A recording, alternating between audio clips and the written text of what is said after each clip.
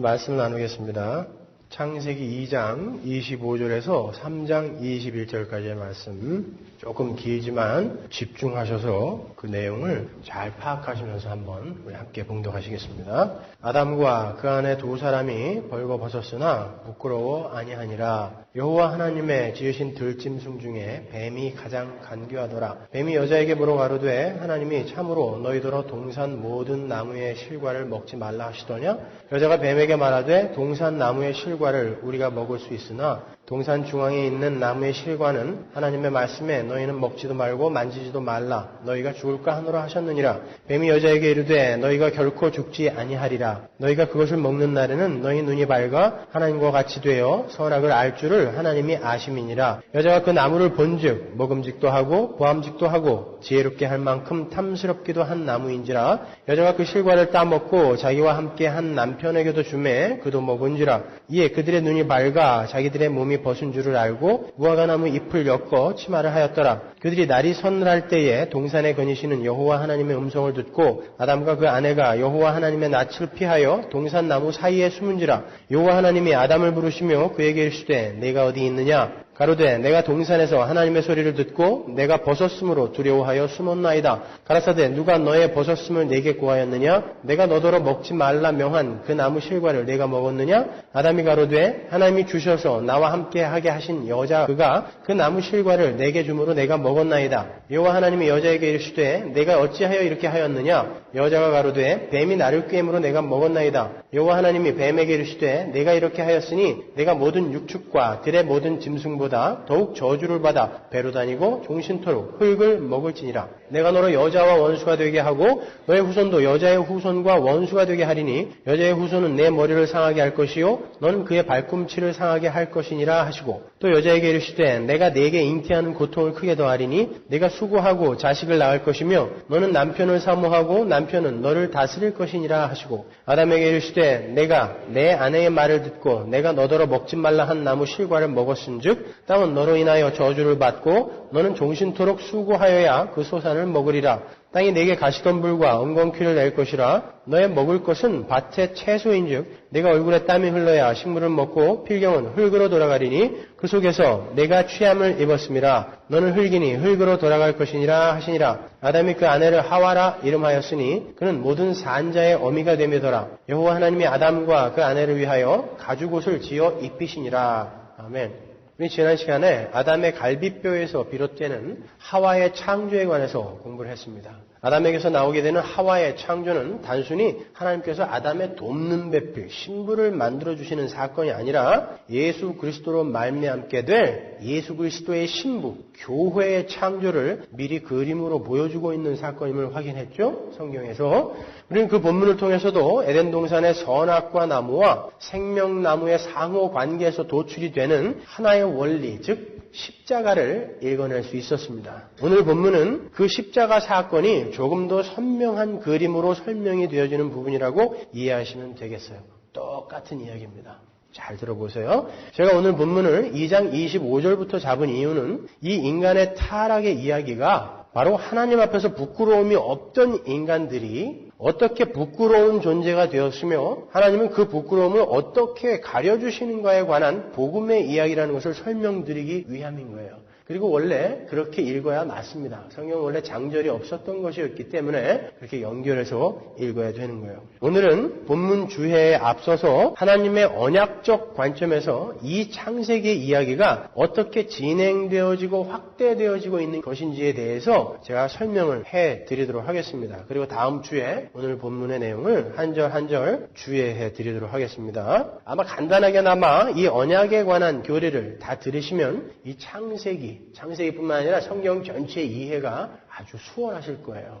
여러분 성경은 전체가 언약으로 구성되어 있다고 제가 말씀드렸죠. 그래서 성경을 구약, 신약이라고 부른다고 이야기하지 않았습니까? 성경은 전체가 약속이에요. 언약으로 풀어야 되는 것입니다. 제가 전에 하나님께서는 창세기 1장의 창조 기사에서부터 우리 하나님의 백성들에게 끊임없이 언약을 해드린다고 설명해드린 적이 있었죠. 어디에서 했죠? 저녁이 되며 아침이 되니 라는 어구를 설명해 드릴 때 그 속에 하나님의 언약이 들어가 있다라고 제가 말씀을 드렸어요. 하나님은 창세기의 첫째 날을 통해서 하나님은 반드시 어둠을 몰아내시고 빛만 있는 세상, 새하늘과 새 땅을 만들어내실 것임을 언약으로 담고 계신 것이고, 그래서 빛이 창조됐는데 어둠이 공존하게 그냥 놔두신 거라고 이야기했죠. 그래서 이것이 어떻게 어둠이 다 물러가고 빛만 남는 세상이 되는가를 내가 보여줄 거야 라는 언약을 하고 계시는 거라고 제가 말씀드렸어요. 그리고 둘째 날의 창조를 통해서 하늘과 땅을 가로막고 있는 궁창을 날려버리시고 하늘과 땅의 연합을 하나님은 반드시 이루어내실 것이다. 그 새하늘과 새 땅을 반드시 이루어내실 것이다라는 것을 하나님이 언약하시는 거라고 그랬고, 셋째 날의 창조를 통해서 하나님은 저주의 바다, 물을 다 몰아내고 문만 드러나게 되는 그 세상, 새하늘과 새 땅을 만들어내시고 마시겠다라는 언약을 그 속에 담고 있는 거라고 했어요. 그래서 실제로 계시록에 가면은 밤이 없겠고 바다가 다시 있지 않더라라는 내용이 나오는 거란 말입니다. 우리가 나중에 이제 결론으로 찾아보겠지만, 그리고 지난 시간에 공부한 것처럼 하나님은 이제 실제적으로 말로 아담과 언약을 맺으세요. 무슨 언약을 맺으십니까? 동산 중앙에 있는 선악과는 먹지 말아라 라는 언약을 하시죠. 먹으면 죽을 거야 라고 이야기하신다고요. 안 먹으면 산다입니다. 그게 언약이죠. 그것이 언약이라는 증거는 성경이 증거해주고 있어요. 호세아서 6장 7절. 저희는 아담처럼 언약을 어기고 거기서 내게 패역을 행하였느니라. 아담에게 주어진 명령이 바로 언약이었다는 것을 호세아서가 이야기해주고 있죠. 신학자들은 이렇게 어떤 것을 하라, 하지 말아라 라는 행위를 전제로 한 언약을 행위 언약이라고 불러요. 이 정도는 여러분이 알아두실 필요가 있어요. 그리고 그러한 인간의 행위와 관계없이 하나님께서 일방적으로 언약을 하시고 그 언약을 성취해 가시는 것, 그것을 은혜 언약이다 라고 이렇게 불러요. 어제 우리 집사 장로 후보 성역 공부에서 우리 지집사님께서 거기에 대해서 아주 정확하게 이해를 하시는 것을 제가 보고 굉장히 기뻤습니다. 우리 지집사님은 처음 우리 교회 왔을 때 완전히 날로 오셨었는데 처음 여기서 신앙생활 한 거랑 마찬가지죠. 세상에 3년 동안 새벽 예배 한 번도 안 빠지고 매일 오고 예배 시간에 그렇게 열심히 공부하시더니 드디어 저를 이렇게 기쁘게 해주셨어요. 여러분들도 하여튼 열심히 공부하세요. 그럼 제가 새벽 기도 때 40분에서 50분 정도 설교를 하는데요. 그냥 새벽 기도라고 해가지고 두리뭉실하게 이렇게 넘어가지 않습니다, 여러분. 그렇게 3년을 꼬박 들은 사람하고 일주일에 한 번 가끔 나와주는 사람하고 같을 수가 있겠습니까? 새벽 기도 때 꼬박 나온 사람은 히브리서, 로마서, 사도행전, 요한복음 다 했어요. 그런데 모든 인간은 티끌이기 때문에 하나님의 은혜가 없이 행위 언약 속에 들어있는 하나님의 요구를 충족시킬 수가 없는 존재예요. 인간은 하나님의 형상대로 하나님보다 조금 못하게 지어지긴 했지만 그게 성경의 증거잖아요. 그렇게 지어졌지만 우리는 하나님이 아니란 말입니다. 우리는 피조물이란 말입니다. 하나님은 신이시고 우리는 피조물이기 때문에 우리가 아무리 탁월하게 창조가 되었다고 할지라도 우리는 신이신 하나님의 요구를 다 충족시켜 드릴 수가 없어요. 따라서 행위 언약이라는 것은 너는 나의 은혜를 떠나서는 죽을 수밖에 없는 티끌이다라는 것을 폭로시키기 위해 주어진 것이라는 거예요. 아브라함 카이퍼가 그렇게 정의를 했는데 제가 보기엔 그게 정확한 정의인 것 같아요. 그러니까 선악과를 먹지 말아라. 그러면 살리라 라는 하나님의 언약은 창조주이신 하나님 앞에서 피조물에 불과한 나약한 인간 존재를 폭로하는 수단이었지 하나님의 은혜를 입지 않은 인간이 지켜낼 수 있는 언약이 아니었다라는 거예요. 따라서 하나님의 행위 언약 속에서 모든 인간은 바람에 날리는 티끌처럼 언제든지 죽음으로 던져져야 할 그런 나약하고 불가능한 존재라는 것이 이렇게 폭로되는 것입니다. 그게 바로 선악과의 역할이었단 말이에요. 그러면 금방 이런 질문이 들죠? 그럼 선악과를 따먹지 않은 상태의 그 인간도 은혜 밖의 사람이었는가? 그랬으니까 따먹었을 거 아닙니까? 우리는 선악과를 따먹은 이후에 우리 인간이 타락했고 우리 인간이 죄를 지었다라고 이야기를 하는데 근데 아담과 하와가 하나님의 은혜 속에 푹 젖어 있었다면 왜 그걸 따먹겠다라는 욕구를 갖게 되었냔 말이에요.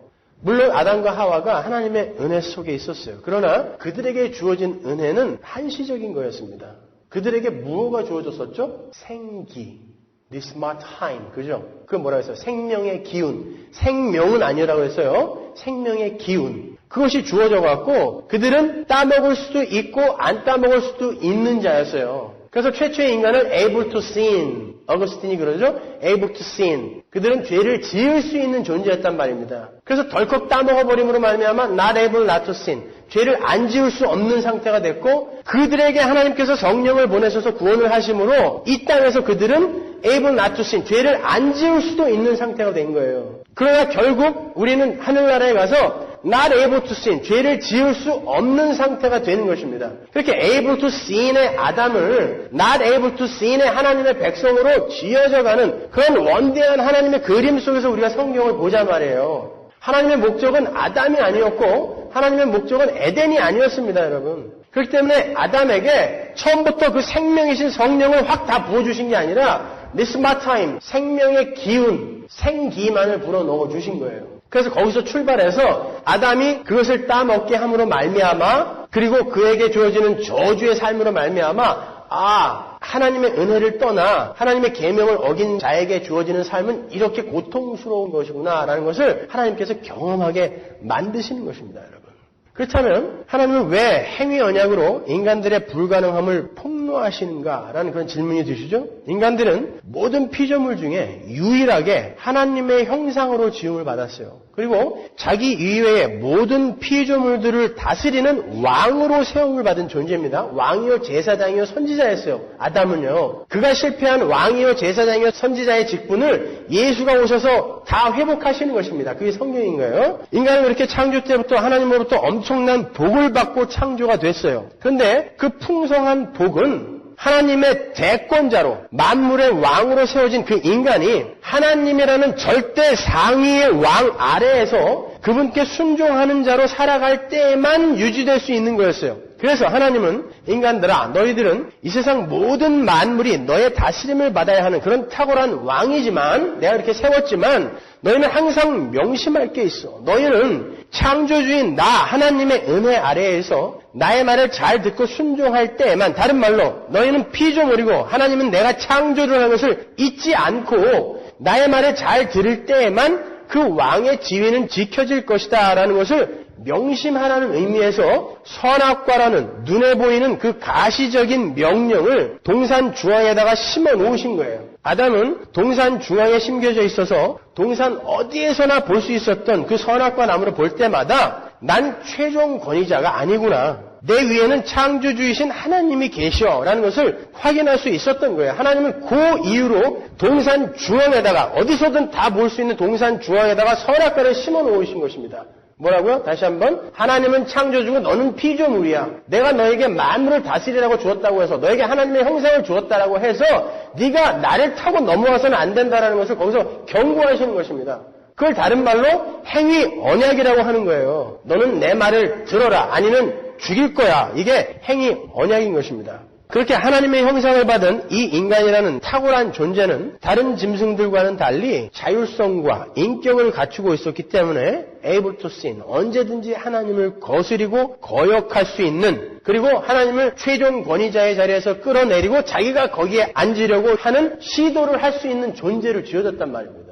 왜 하나님이 그렇게 지었을까요? 하나님은 우리를 로봇으로 만든 게 아니잖아요. 하나님은 우리를 벗의 수준으로 만들었습니다. 그래서 하나님은 아브라함 보고 벗, 내 친구라고 부른다니까요. 하나님이 우리를 친구로 대우해 주시려 하지 않았다면 하나님은 우리 안에 본능으로 그냥 심어 놓으시면 되는 거예요. 너는 죽는 날까지 나만을 찬양하고 나에게 복종해. 이렇게 본능으로 심어주시면 되는 것입니다. 짐승들에게 본능이 있는 것처럼. 근데 하나님은 그렇게 안 하시고 우리에게 자율성과 인격이라는 걸 주셨단 말입니다. 그 속에서 그걸 그대로 갖고 자기의 의지를 발동하여 하나님을 배반하지 않을 수 있는 자로 하나님이 지금 만들어 가시는 것입니다. 이 역사와 말씀 속에서. 하나님은 인간이 행위의 언약을 깨도록 허락하세요. 파격이죠? 그렇게 되면은 하나님이 죄의 조성자가 될 수가 있잖아요. 자기가 따먹게 해놓고 왜 인간을 벌해? 이런 질문이 들 수 있지 않습니까? 제가 다음 주에 그 질문이 왜 우매한 질문인지 자세히 설명해 드릴게요. 그러나 감히 저는 오늘 이렇게 말씀드릴 수 있어요. 하나님은 인간의 타락을 허락하셨어요. 좀 더 과격한 말로 표현하면 하나님이 의도하신 것입니다. 잘 생각해 보세요. 하나님은 전지전능하신 분이에요. 하나님의 계획과 작정을 떠나 우발적으로 발생될 수 있는 일이 있습니까? 하나님은 미생물조차도 목적과 계획을 갖고 창조하세요. 이 땅에 일어나는 사건도 마찬가지인 것입니다.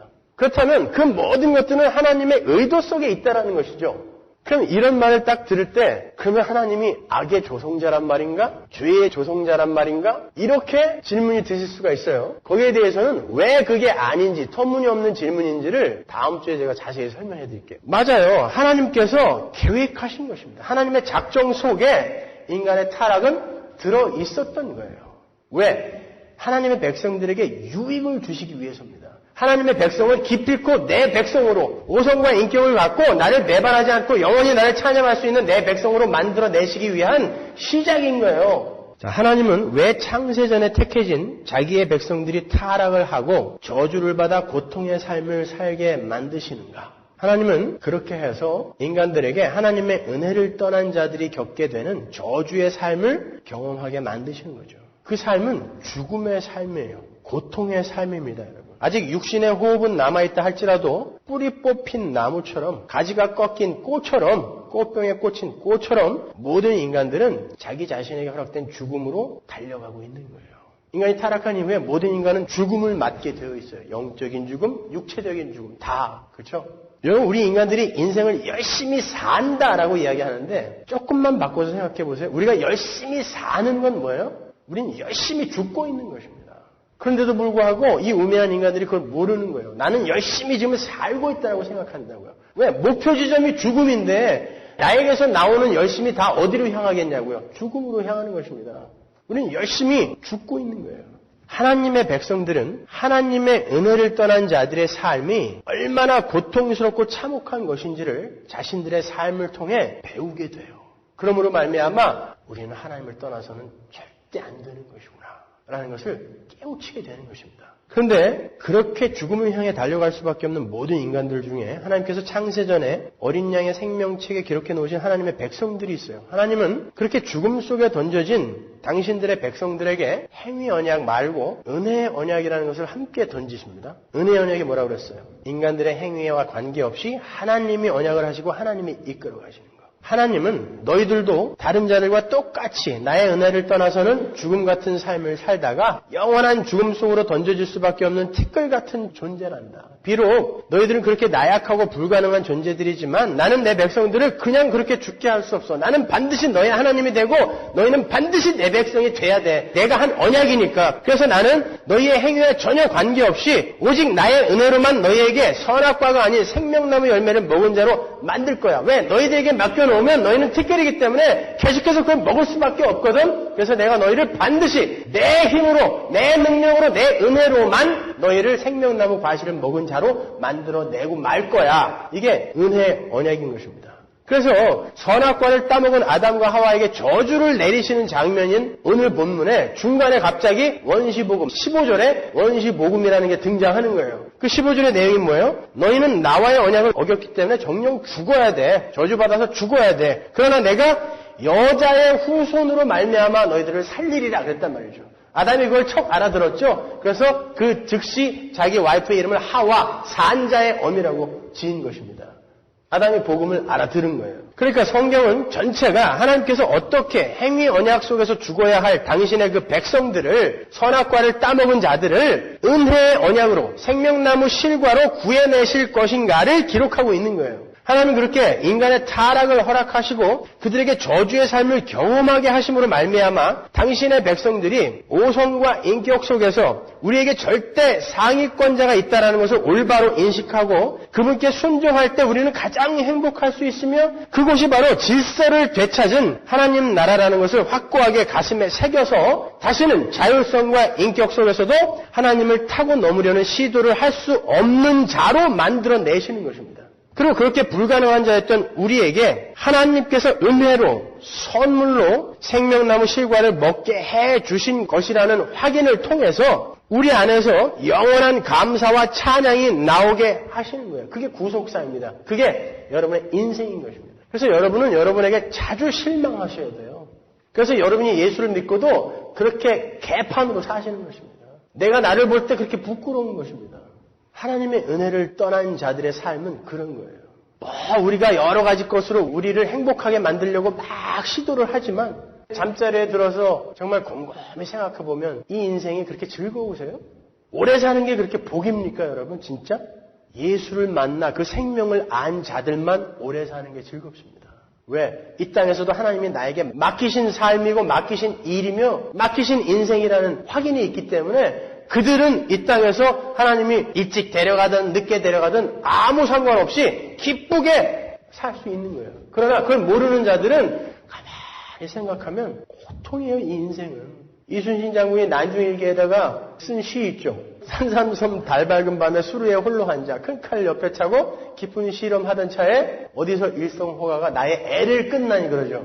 창자를 끊는다는 거예요. 피리 소리 하나가. 왜? 이순신이 그 시를 쓴 것은 전쟁이 무서워서가 아니에요. 난중일기 읽어보면 이순신은 전쟁 때문에 오히려 자기 인생에 대한 고민을 잊게 해줘서 전쟁을 감사하게 생각했다니까요. 전쟁에 대한 고민이 아니라 전쟁터에 앉아가지고 내가 왜 이 일을 하고 있나 고민한 것입니다. 근데 어디서 피리 소리가 탁 들려오니까 애가 끊어지는 거예요. 이거 왜 사는 거지 내가?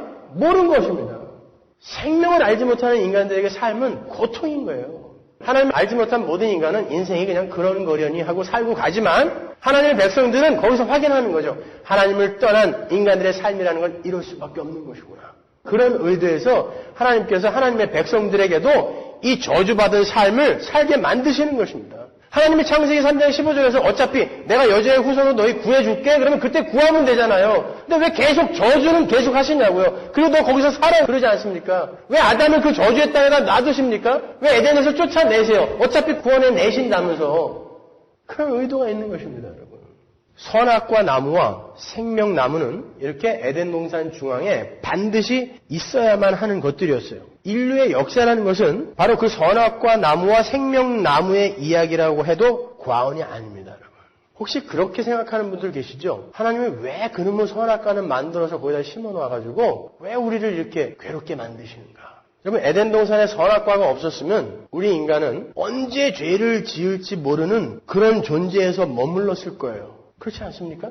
하나님은 우리에게 이걸 요구하시는 거예요. 화끈하게 선악과 따먹고 너희들이 어떤 존재인지 깨달으라는 것입니다. 그리고 내가 그런 존재를 어떻게 하나님의 자녀로 하나님의 백성으로 만들어내는지를 한번 보려는 거예요. 그리고 그 은혜를 절감하면서 나에게 영원히 항복하라. 그리고 그렇게 항복하게 된 사람들이 모여 사는 곳이 바로 천국인 것입니다, 여러분.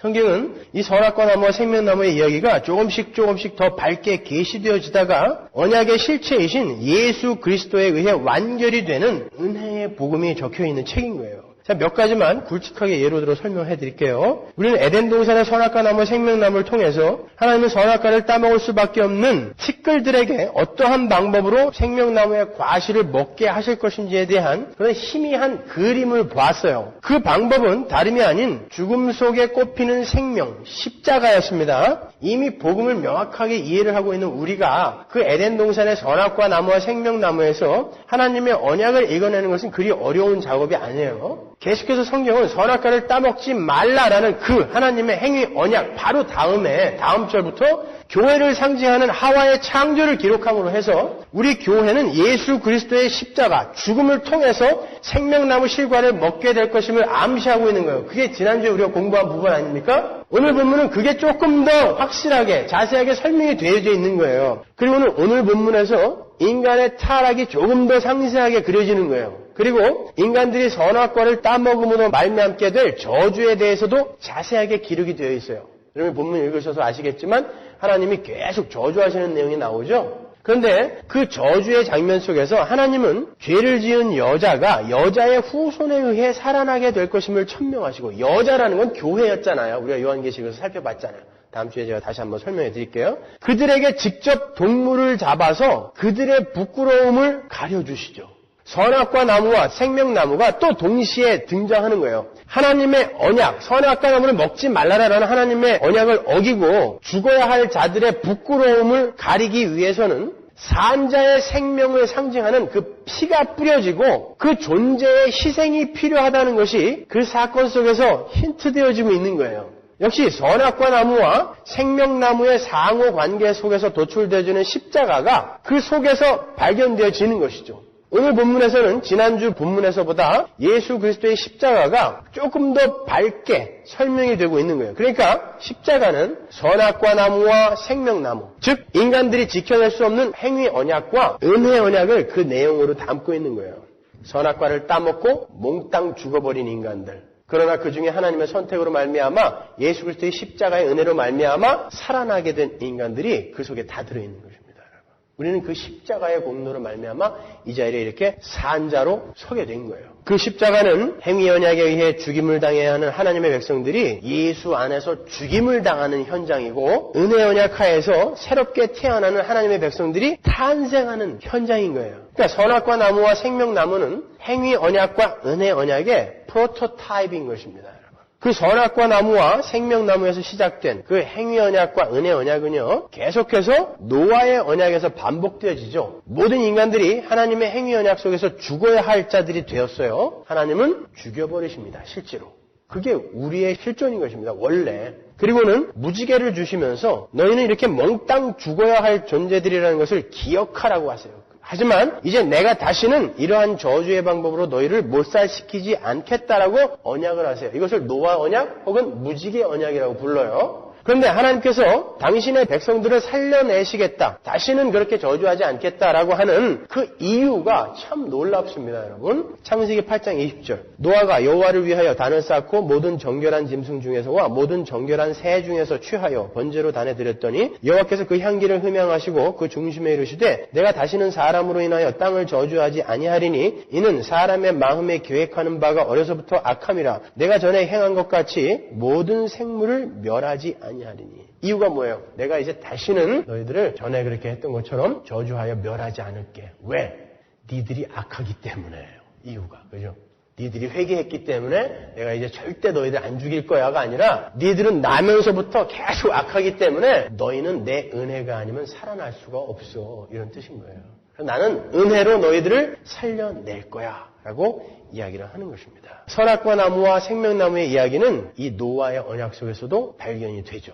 성경이 예수 그리스도의 그 십자가를 에덴 동산에서부터 선악과 나무와 생명나무에서부터 어떻게 점진적으로 발전시켜가고 있는지를 잘 보시란 말이에요. 그 노아의 언약은 창세기 17장의 할례 언약으로 이어지죠. 물론 그 안에 있는 내용들도 전부 이걸로 풀 수 있어요. 그러나 큼직큼직한 것만 제가 설명해 드리는 거예요. 창세기 17장 7절 보세요. 내가 내 언약을 나와 너와 내 대대 후손의 사이에 세워서 영원한 언약을 삼고 너와 내 후손의 하나님이 되리라. 내가 너와 내 후손에게 너의 우거하는 이 땅 곧 가나안 일경으로 주어 영원한 기업이 되게 하고 나는 그들의 하나님이 되리라. 하나님이 또 아브라함에게 이르시되 그런즉 너는 내 언약을 지키고 내 후손도 대대로 지키라. 너희 중 남자는 다 할례를 받으라. 이것이 나와 너희와 너희 후손 사이에 지킬 내 언약이니라. 너희는 양피를 베어라. 이것이 나와 너희 사이의 언약의 표징이니라. 이 장면이 어떤 장면인지 아시죠? 아브라함이 하나님과의 언약을 어기고 하갈에게서 이스마엘을 낳자 하나님께서 13년 동안 안 나타나세요. 하나님 한 분 보고 쫓아나왔는데 그분이 안 나타나시는 거예요. 하나님은 아브라함이 99세 때 다시 나타나세요. 이 장면에서 아브라함은 선악과를 따먹은 자로 등장하는 거예요. 하나님께서 아브라함이 99세가 되던 해에 나타나셔서 아브라함을 꾸짖으시는데 뭐라고 꾸짖으시냐면 나는 전능한 하나님이다. 너는 내 앞에서 완전하라 그래요. 행위 언약이죠. 그러니까 마치 선악과를 따먹지 말아라. 따먹는 날에는 정령 죽으리라 라는 하나님의 음성이 반복되고 있다는 생각이 안 드세요? 하나님 그렇게 하나님의 언약을 재확인하시고는 아브라함의 범죄함에 관계없이 일방적으로 그와 그 후손에게 복을 주시겠다라고 언약을 하세요. 너희는 네가 내 말 안 듣는 바람에 내가 13년 동안에 삐졌던 거야. 이런 말도 안 하시고 나는 너의 하나님이니까 너는 내 앞에서 완전해야 돼. 이야기하시고는 금방 복을 주세요. 아브라함과 그 후손에게. 그러니까 아브라함이 한 행위와는 아무 관계없이 네가 한 행위로는 너는 100번 죽어도 마땅하지만 네가 한 행위와는 아무 상관없이 나는 은혜로 너와 너 후손, 교회를 건져내고 말 거야. 라고 하나님이 말씀하시는 거예요. 선악과 나무와 생명나무가 또 들어있는 거죠. 그죠? 그 일을 어떻게 이루세요? 십자가. 그러니까 성경은 전체가 다 십자가인 것입니다. 그리고는 할례를 명하시는데 할례라는 것은 하나님의 백성들에게만 주어지는 거죠. 표징으로. 그죠? 언약의 표징으로. 난지 8개월 된 남자의 고추끝을 자르는 거예요. 히브리 사람들의 사고에서 생식기는 곧 생명을 상징하는 거예요. 그래서 아담과 하와가 타락하자마자 생식기를 가린 것입니다. 무화과 나무 잎사귀로 어딜 가렸을 것 같으세요? 발? 손? 뒤통수? 나중에 하나님이 치마를 입혔다는 거 보면 알잖아요. 왜 그런지 아세요? 생명 전체가 타락했다는 걸 보여주는 것입니다. 따라서 할례를 행하라는 말은 하나님의 백성은 인간의 육체를 따라 나는 것이 아니라 생식기를 잘라버린 거니까, 다른 말로 인간의 행위와 노력으로 말미암는 것이 아니라 오직 하나님이 하나님의 방법으로 택하시고 건져내심에 의해 이루어진다라는 것을 상징하는 거예요. 이런 거죠. 너희가 만일 너희의 힘과 노력으로 나의 행위 언약을 지켜내려 한다면 너희는 모두 죽을 수밖에 없는 존재다. 그래서 네가 내 언약을 어길 수밖에 없었던 거야 라고 이야기하는 거예요. 그러나 나는 나의 아들을 제물로 쪼개므로, 이 쪼개다와 할례라는 말이 정확히 같은 단어란 말이에요. 제물로 쪼개므로 말미암아 너희의 행위와 관계없이 나의 방법인 은혜로 너희를 살려낼 것이다. 이것이 바로 할례 언약인 거예요. 우리는 출애굽기에서도 선악과 나무와 생명나무, 행위 언약과 은혜의 언약의 그 상호 관계가 만들어내는 십자가를 발견할 수 있어요. 하나님은 죽어야 할 세상을 상징하던 애굽에서 하나님께서 구별하여 선택하신 하나님의 백성들을 탈출시키셔서 약속의 땅인 가나안에 들어오게 만드시죠. 어떻게 이스라엘이 애굽에서 나오게 됩니까? 유월절. 그죠? 유월절 어린 양의 피를 문설주에 바르는 것으로 살아나는 거예요. 차라리 이렇게 이야기하면 더 이해가 쉬웠을 것 같아요. 너는 오늘부터 100일 동안 하루에 20가지씩 착한 일을 해라. 그럼 내가 나중에 와서 점수 매겨갖고 합격하면 살려줄게. 근데 그게 아니라 어린 양을 죽여서 그걸 문설주에 바르면 살려줄게 라고 이야기한단 말입니다. 그걸 은혜라고 하는 거예요. 하나님은 애굽의 모든 장자들을 죽이시겠다고 모세에게 이야기하세요. 그러나 어린 양의 피를 문설주에 바른 집의 장자는 모두 살려주시겠다라고 하세요. 장자라는 개념은 남자를 대표하는 거고 남자는 항상 가족을 대표하는 거였어요. 그러니까 한 가정의 장자를 죽이신다는 것은 그 가족 모두를 죽이는 것과 같은 의미를 담고 있는 거였어요. 하나님은 애굽의 장자를 죽이심으로 해서 세상을 상징하는 애굽의 백성 모두를 죽여버린 것입니다. 그런데 오직 이스라엘만 단지 택함을 받았다는 이유만으로 살아나요. 이스라엘이 살아난 이유는 이스라엘이 애굽 사람들보다 착하고 잘나서가 아니에요. 뭘 더 열심히 해서가 아닙니다. 오직 한 가지 이유는 하나님이 그들을 택하셨다라는 그 이유예요.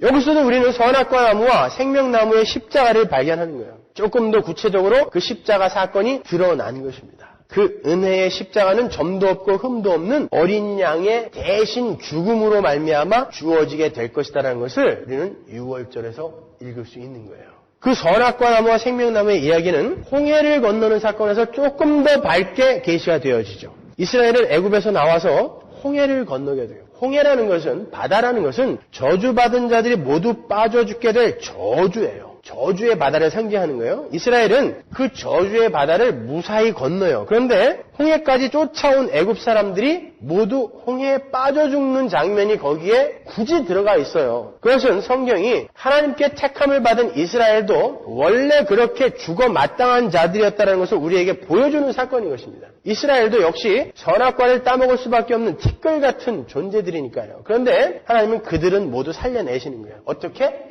십자가로. 고린도전서 10장 1절 형제들아 너희가 알지 못하기를 내가 원치 아니하노니 우리 조상들이 다 구름 아래 있고 바다 가운데로 지나며 모세에게 속하여 다 구름과 바다에서 세례를 받고 다 같은 신령한 식물을 먹으며 다 같은 신령한 음료를 마셨으니 이는 저희를 따르는 신령한 반석으로부터 마셨음에 그 반석은 곧 그리스도시라. 여기서도 명확히 기술이 되고 있어요. 성경은 이스라엘도 애굽인들처럼 모두 죽었어야 했는데 하나님께서 모세라는 중보자를 세우시고 모세라는 사람을 중보자로 세우시고 그 모세 안에 이스라엘을 넣어서 모세를 홍해에 빠뜨려 죽이셨다가 살려내심으로 이스라엘이 살아났다는 것입니다. 그래서 그들이 구름과 바다에서 모세에게 속하여 세례를 받았다는 거예요. 그러니까 홍해 사건은 정확하게 예수 그리스도의 십자가를 예표하는 사건이었던 거예요. 여기서 이스라엘이 홍해를 건넌 사건을 세례라고 부르죠. 세례가 뭡니까? 선악과를 따먹은 옛사람이 죽고 물에 빠져 죽고 하나님의 은혜로 생명나무 실과를 먹은 새 사람이 살아나는 사건을 세례라고 하는 것입니다. 무엇에 의해서?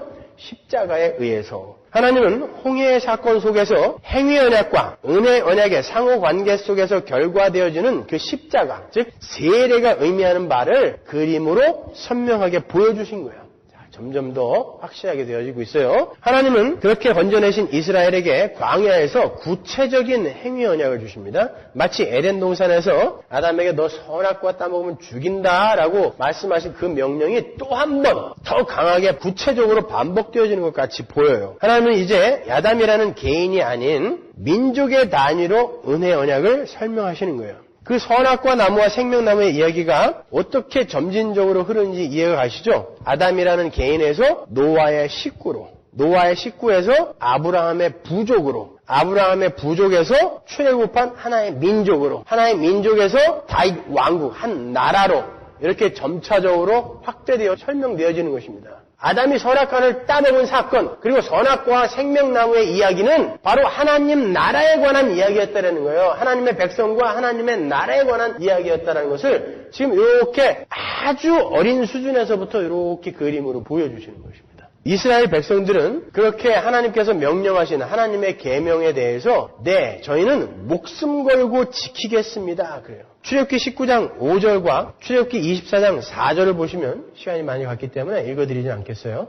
우리들이 목숨 걸고 지킬게요 그런다니까요. 피까지 뿌리면서 목숨 걸고 지킬게요 그래요. 그러나 이스라엘은 그 언약을 못 지켰어요. 그래서 히브리서에서 뭐라고 이야기하냐면 히브리서 3장 17절 보세요. 또 하나님이 40년 동안에 누구에게 노하셨느냐? 범죄하여 그 시체가 광야에 엎드러진 자에게가 아니냐? 또 하나님이 누구에게 맹세하사 그의 안식에 들어오지 못하려 하셨느냐? 곧 순종치 아니하던 자에게가 아니냐? 이러보건대 저희가 믿지 아니함으로 능히 들어가지 못한 것이라. 순종 안 했죠? 피 뿌리면서까지 나는 선악과 안 따먹을 거예요 라고 한 이스라엘 사람들이 낼름낼름 다 따먹고 몽탕 죽은 것입니다. 이제 선악과를 따먹은 에덴 동산의 아담이 이스라엘이라는 민족으로 설명되어지고 있는 거예요. 그러니까 에덴 동산의 아담은 이스라엘을 품고 있었던 것이고 이스라엘은 하나님의 백성들인 성도들을 내용으로 담고 있었던 거예요. 하나님은 그럼에도 불구하고 그분의 언약대로 이스라엘을 가나안에 집어넣으세요. 그들은 비록 범죄하여서 죽어야 할 자들이었지만 하나님께서는 그분의 은혜로 택한 자들에게 생명나무 실과를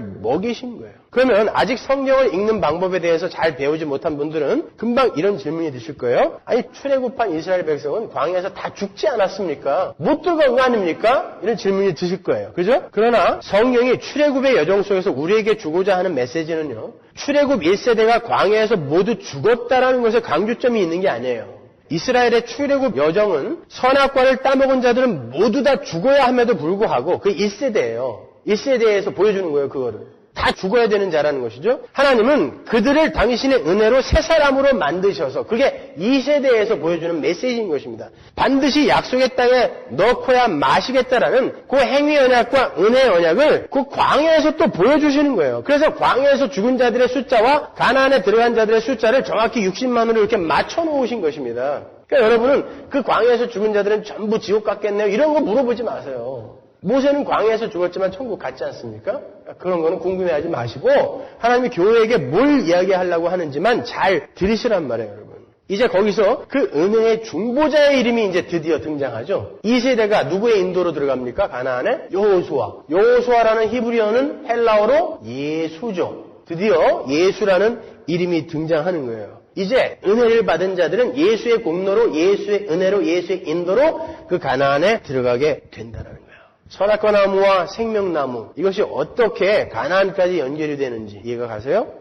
그 십자가의 이야기는 다윗의 때에 이제 한 국가에게 적용이 되죠. 드디어 나라의 개념이 또 등장하는 거예요. 다윗의 언약이 나오잖아요. 하나님은 하나님의 은혜의 언약은 에덴 동산의 아담과 하와에게만 주어진 것이 아니라 하나님 나라의 모든 백성에게 주어진 것임을 다윗의 언약에서 보여주는 거예요. 사무엘하 7장에 보면은요. 거기에서 하나님은 하나님께서 거하실 성전을 짓겠다는 다윗에게 하나님이 거하실 성전은 다윗의 후손이 세울 것임을 천명하세요. 그 다윗의 후손은 1차적으로 샬롬, 평강의 왕이라는 이름을 가진 솔로몬을 지칭하는 거예요. 맞아요. 그러나 구속사 속에서 해석을 하게 되면 그 후손은 바로 예수 그리스도이심을 우리는 알 수 있어요. 왜냐하면 하나님께서 다윗 왕국이 하나님 앞에서 영원히 보존된다라고 말씀하셨는데 다윗 왕국은 곧 망했죠. 솔로몬 아들 때에서 둘로 갈라지고 BC 722년에 BC 586년에 둘 다 홀랑 망해버렸단 말입니다. 그럼 하나님이 거짓말하신 거잖아요. 그러니까 그러한 면은 또 우리가 구속사 안에서 예수 그리스도 안에서 해석을 해야 된다는 것입니다.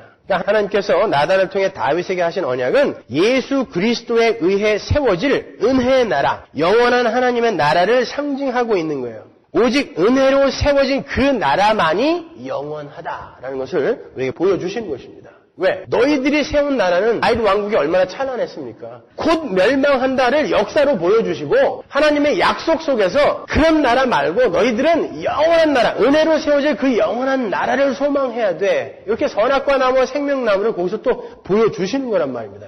그리고 그 선악과 나무와 생명나무의 이야기는 이제 선지서로 가고 구체적으로 새 언약이라는 이름으로 나오죠. 예레미야 31장 31절 보세요. 나 여호와가 말하노라. 보라 날이 이르리니 내가 이스라엘 집과 유다 집에 새 언약을 세우리라. 나 여호와가 말하노라. 이 언약은 내가 그들의 열주의 손을 잡고 애굽 땅에서 인도하여 내던 날에 세운 것과 같이 아니할 것은 내가 그들의 남편이 되었어도 그들이 내 언약을 파하였음이니라. 니네는 그래서 다 죽어야 돼요. 이게 나 여호와가 말하노라. 그러나 그날 이후에 내가 이스라엘 집에 세울 언약은 이러하니 곧 내가 나의 법을 그들 속에 두며 그 마음에 기록하여 나는 그들의 하나님이 되고 그들은 내 백성이 될 것이다. 이게 바로 창세기 1장 1절부터 우리에게 주어진 언약이라니까요. 너희는 내 백성이 되고 나는 너희의 하나님이 될 거야. 근데 어떻게? 은혜로 예수 그리스도의 십자가로 나는 너희들을 만들어내고 말 거야. 이게 창세기 1장 1절부터 계속 계시되어지고 오는 것입니다. 지금. 그리고 예수에 의해서 완성이 되는 거예요. 뭘 근거로 무슨 자격으로 오직 은혜로 하나님의 택하심으로 하나님의 선택하심으로만 말미암아 우리를 그렇게 만드시겠다는 것입니다. 에스겔서 36장에 보면은 우리에게 아예 새 마음을 심어 줘버리겠대요. 왜? 너희들이 갖고 있는 그 마음 속에는 내 말을 순종할 수 있는 그런 능력이 없다는 것이죠. 그래서 하나님은 완전히 뒤집어 엎어버리시고 새 마음을 그 안에 넣어서 이제 선악과를 안 따먹을 수 있는 자, 하나님의 계명을 지킬 수 있는 자, 티끌이 아닌 이제 생명, 성령이 들어가서 생명이 되어버린 그런 자로 만들어내시겠다는 거예요. 그걸 어떻게 했다고요? 니들의 공로가 아니라, 니들이 잘나서가 아니라, 노력을 해서가 아니라 내가 은혜로 했으니까 내 말을 들어라고 이야기하시는 거예요. 그 성경 전체에 내는 거예요. 내 말을 좀 들어. 니들이 왜 왕이 돼서 자꾸 살려고 그래? 니들이 왜 선악과를 따먹고 만들어낸 선악의 관점에서 너희들의 삶을 다 망치려고 그래? 니들은 그거 몰라도 된다니까? 내가 선하다고 하는 걸 그냥 선하다고 하고 내가 악하다고 하는 걸 악하다라고 인정해. 그럼 편한 거야. 이걸 역사 속에서 우리에게 보여주시는 거예요. 말씀 속에서 그거 인정하라고 하시는 것입니다.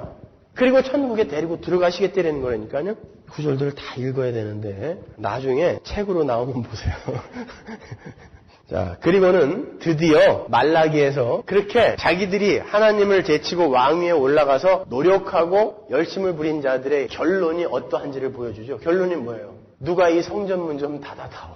도저히 더 이상 못 보겠다. 누가 이 성전문 좀 닫아다오예요. 니네가 한 거는 다 꽝이야. 누가 이제 이 성전문 좀 닫아다오. 자, 이제 막 내리자 그러는 거예요. 니들이 하는 건 이제 막 내리고 내가 하는 방법을 한번 볼래? 그렇게 해서 구약을 닫고 이제 실체가 오는 거죠. 예수가 신약에서 마태복음에서 오는 것입니다. 그 문제를 해결하기 위해서. 우리는 주님께서 십자가에서 벌거벗겨져서 죽으심으로 벌거벗은 것이 부끄러워서 하나님으로부터 숨었던 그 아담의 부끄러움이 가려지게 된 거예요. 주님께서 나의 하나님 어찌하여 나를 버리셨나이까 라고 말씀하실 정도로 하나님께 버려짐으로 말미암아 선악과를 따먹고 버려져야 마땅한 우리들이 하나님의 품으로 다시 안길 수 있게 된 것입니다. 그 은혜를 깨달은 자들이 어떻게 막 살 수 있겠습니까? 자, 이 오늘 설교의 내용이 요한계시록에서 어떻게 결론되어지는지 한번 보세요. 계시록 22장 1절. 또 저가 수정같이 맑은 생명수의 강을 내게 보이니 하나님과 및 어린 양의 보좌로부터 나서 길 가운데로 흐르더라. 강 좌우에 생명나무가 있어 12가지 실과를 맺히되 달마다 그 실과를 맺히고 그 나무 잎사귀들은 만국을 소성하기 위하여 있더라. 다시 저주가 없으며 하나님과 그 어린 양의 보좌가 그 가운데 있으리니 그의 종들이 그를 섬기며 그의 얼굴을 몰터이요 그의 이름도 저희 이마에 있으리라. 다시 밤이 없겠고 등불과 햇빛이 쓸데없으니 이는 주 하나님이 저희에게 비추심이라 저희가 세세토록 왕노릇 하리로다. 보세요. 에덴 동산의 선악과 나무, 생명나무, 강, 그리고 창세기 1장의 그 창조 기사, 그것들이 그대로 이쪽으로 옮겨져서 완성이 되고 있잖아요. 그러니까 그게 하나님의 언약이었다는 것이 여기에서 증명이 되는 거죠. 그죠? 근데 여기서 특이할 만한 게 뭐예요? 밤도 없고 어둠도 없고 바다도 없고 이건 뭐 다 아는 건데 선악과 나무가 없어요. 생명나무만 있어요. 여기는. 그죠? 그럼 무슨 말이에요? Probation is over. 시험은 이제 끝났다는 것입니다. 어떻게 끝났어요? 우리가 이겼기 때문에 천만에. 예수님이 그 시험을 이기시고 우리에게 전가해 주셨기 때문에 이제 선악과가 필요 없어진 거예요. Probation is over. 그게 성경입니다, 여러분. 그게 복음인 것입니다. 하나님이 이렇게 너희는 내 은혜 안에서만 존재할 수 있는 거야. 행복하게 존재할 수 있는 거야. 라는 것을 역사와 하나님의 말씀을 통해 우리의 인생을 통해 계속해서 경험하게 해 주신 거예요. 그렇다면 그러한 은혜 속에서 구원을 얻은 우리의 삶이 어떠해야 되겠습니까? 여전히 하나님의 말씀을 어기고 선악과를 따먹은 자처럼 살아야 되겠습니까? 이제 생명나무 열매를 먹은 자로서 적어도 나를 향한 그 하나님의 뜻과 계명을 지키는 자로 살아야 되지 않겠습니까? 선악과를 먹지 말아라 라고 상징이 된 하나님의 계명, 그 계명의 내용을 주님이 뭐라고 이야기해 주셨어요? 나의 계명은 하나님을 목숨 걸고 사랑하고 네 이웃을 네 몸처럼 사랑하라예요. 그게 선악과를 따먹지 말아라 였다니까요. 우리는 이제 예수로 말미암아 그거 안 따먹고 생명나무 실과를 먹은 자가 됐어요. 그러면 이제 그렇게 살도록 노력을 해야죠. 분투를 해야 되는 거 아닙니까? 나는 깨끗이 씻었으니까 제가 주일날 아침마다 우리 세 아들을 아주 그냥 떼수건으로 빡빡 때를 다 밀어줘요. 유일하게 아침에 저와 함께 샤워할 수 있는 날이 주일 아침이니까. 발가락 3까지. 그렇게 깨끗이 닦여갖고 젤 발라서 머리 드라이까지 쫙 해주면 그렇게 보기 좋을 수가 없어요. 근데 애들이 워낙 극성 맞아갖고 30분만 지나면 또 머리가 막 산발이야. 그 모습을 보면서 제가 우리의 모습을 봅니다. 하나님께서 깨끗이 닦아서 야, 내 아들 참 보기 좋다. 우리 딸 참 이쁘다 라고 해놨는데 금방 나가갖고 시궁창에서 막 뒹굴러가지고 그 아버지의 마음을 상하게 하는 그 우리 아닙니까 여러분? 자꾸 미리 겁먹고 그 삶은 너무 힘들어서 못 살겠어 이러지 마세요. 살아보면 그 삶이 얼마나 우리를 편안하게 해주고 평안하게 해주고 행복하게 해주고 기쁘게 해주는지를 아시게 될 겁니다. 우리가 깨끗이 닦았을 때 얼마나 기분 좋아요. 저는 한국에 가면 항상 그 공중목욕탕에 가갖고 때를 듬뿍 불린 다음에 때밀이 아저씨에게 때를 밀어요. 곧 알두고만요. 당신 미국에서 왔죠. 때가 국수같이 나오는 사람들은 전부 미국에서 온 거래요.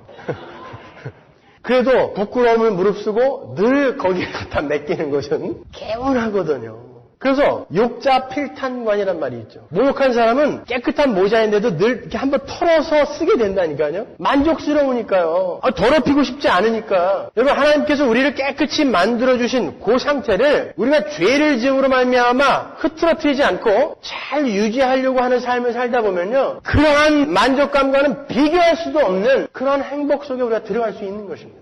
우리 문득문득 경험한다니까요. 근데 자꾸 잊어버려요. 우리에게 대적이 있기 때문에 우리가 어떤 선한 일을 하고 또 죄를 죽이고 집착하고 중독되어 있던 것들을 자꾸 끊어내고 하는 그 삶 속에서 느끼는 기쁨들을 우리의 대적 마귀가 자꾸 잊어버리게 만들고 그보다 더 나은 재미를 자꾸 주니까 우리가 계속해서 우리를 그 더러운 똥덩이에서 굴리고 있는 것입니다. 돈, 명예, 재물 얼마나 달콤합니까? 그런 것들로 마귀가 우리를 자꾸 미혹한다니까요. 그럼 어떻게 교회에 와서도 목사가 안수하고 또 예수를 잘 믿으면 그런 게 주어진대, 복으로. 여러분 경험상 안 주어지는 거 아시지 않습니까? 그럼에도 불구하고 마치 로또를 기대하는 마음으로 그리로 간다니까요. 여러분 우리는 이 땅에서 하나님의 은혜 깨닫고 가는 거예요. 나는 당신 없이는 도저히 존재할 수 없는 티끌입니다. 깨닫고 그분 바지끄랭이 딱 붙들고 안 놓는 것입니다. 그 상태가 되어서 그냥 하나님께 꽉 붙어서 눈 감고 쫓아가는 거예요. 끌려가는 것입니다. 그래서 우리가 함께 노력하자는 거예요. 우리가 진짜 이 은혜의 복음을 알았다면 어찌 우리가 아무런 부담감 없이 그렇게 또다시 죄 속에서 뒹굴 수 있겠습니까? 그러니까 이 시대가 이 모양인 건 복음이 제대로 전해지지 않은 것이지 사람들이 교육을 못 받아서가 아닌 것입니다.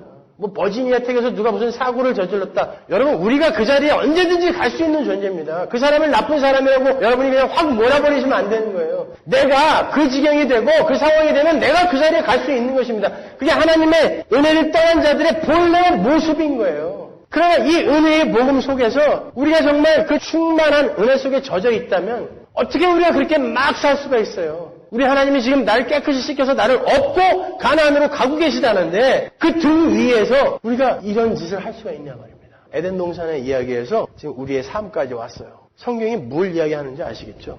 어렵지 않습니다. 너희는 그렇게 해서 구원된 거니까 이제 구원받은 자답게 그 신분에 맞게 살아. 한 주간 동안 열심히 분투하며 그 삶 한번 살아보시기 바랍니다. 기도하겠습니다.